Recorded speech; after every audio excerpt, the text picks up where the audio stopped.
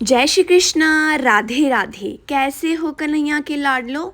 तो आज मैं आपको वीडियो में प्राण प्रतिष्ठा के बारे में बताने वाली हूँ। एक वीडियो ऑलरेडी अपलोडेड है लेकिन बहुत टाइम पहले अपलोड करी थी, तो आज मैं नहीं अपलोड कर रही हूँ। हालांकि प्राण प्रतिष्ठा ऐसी चीज़ है, वो गुप्त चीज़ होती है और उसकी कोई वीडियो या फिर ये सब चीज़ें नहीं दिखानी चाहिए पब्लिक में।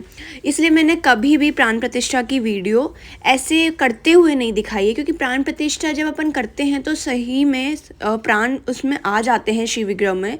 लेकिन हमारे घर में प्रभु पधारे हैं, हमारे श्री जी बाबा पधारे हैं, मैंने नाम रखा है श्री जी बाबा।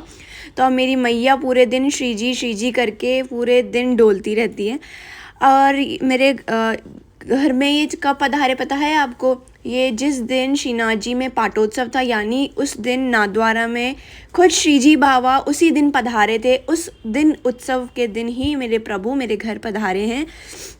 और पता नहीं ठाकुर जी ने कैसे हमारी बात सुन ली और वो फाइनली आ गए। तो जैसा कि मैंने कहा, प्राण प्रतिष्ठा गुप्त होती है और ऐसा है कि YouTube पे बहुत सी ऐसी वीडियोस हैं, मैं किसी की आलोचना नहीं कर रही हूँ, जिसमें बताते हैं एक दिन किसी में रखना, एक दिन फूल में रखना, एक दिन फल में रखना, एक दिन दाल में रखना है।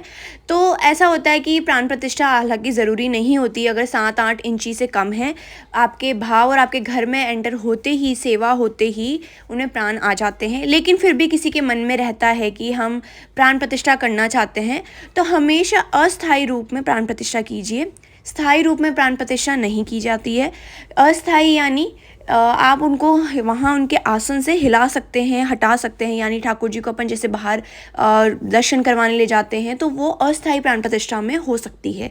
दूसरी बात ये कि मैं इस वीडियो में वो चीज़ बताने वाली हूँ जिसमें आपके आधे घंटे में प्राण प्रतिष्ठा हो जाएगी। और ये नाम मेरे मन की बनाई हुई नहीं है, जैसे मैंने अपनी पहले वीडियोज़ में भी कहा है। और ये मुझे संत ने बताई है, बहुत महान संत हैं, नाम नहीं लेना चाहूँगी।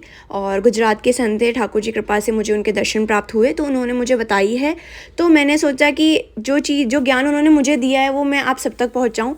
तो ईज़िली जो भी घर में गृहस्थ में रह के सेवा करना चाहते हैं, वो ईज़िली प्राण प्रतिष्ठा करके अपने मन अनुसार ठाकुर जी की सेवा कर सकते हैं। और सब कह रहे होंगे कि मीरा जी कह रही हैं कि गुप्त होती है और वो खुद दिखा रही हैं। जी नहीं, आप क्या होता है, वीडियोज़ बनाने के लिए आप किसी विग्रह को लेके प्राण प्रतिष्ठा कर लेते हैं और वीडियो बना लेते हैं। लेकिन मैं यहाँ खुद साक्षात मेरे प्रभु पधारे तो उनकी प्राण प्रतिष्ठा कर रही थी, इसलिए मैं छोटी छोटी कुछ क्लिप डाल रही हूँ, वो आप देख सकते हैं। बाकी प्राण प्रतिष्ठा कैसे करनी है, गोपाल जी या किशोरी जी का श्री विग्रह लीजिए और उनको एक भगोनी या बड़े बर्तन में विराजमान करवाइए और उनके हाइट अनुसार जितनी उनकी हाइट है उतना भर दीजिए गेहूँ से। सबसे पहले गेहूं से आपको पूरा भर देना है और फिर थोड़ा सा गेहूं अपने हाथ में लेके उनमें आपको थोड़े थोड़े डालने हैं। और कब डालने हैं, उस वक्त क्या करना है, उस वक्त अपन को मंत्र पढ़ना है। मंत्र आपको स्क्रीन पे दिख रहा होगा, प्राण प्रतिष्ठा वाला। ये मंत्र आपको पढ़ना है। तीनों ये जो मंत्र है, 1 नंबर 2 नंबर 3 नंबर, ये सारा आपको रिपीट करना है और फिर ठाकुर जी के गेहूं से प्राण प्रतिष्ठा करनी है। उसके बाद में ये मंत्र पढ़ने के बाद गेहूं जो है वो हटा के उसके बाद ठाकुर जी को वापस से सही बर्तन में विराजमान करवाना है।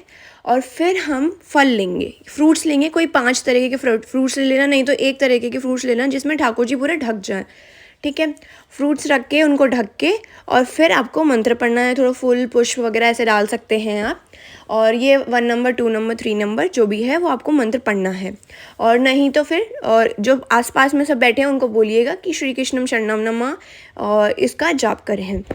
तो ये करने के बाद सबका ये होता है कि इसका करना क्या है। फिर ये दोनों के बाद में पहले अपन को उनका अभिषेक करना है। अभिषेक में आपको पता ही है पंचामृत से अभिषेक होता है। आप अलग अलग ले सकते हैं, दूध, दही और शहद होता है अपन का, गंगा जल हो गया, घी हो गया, ये सब अलग अलग आप लेना चाहें तो ले सकते हैं। लेकिन एक मिला के आप उनका अभिषेक कराइए।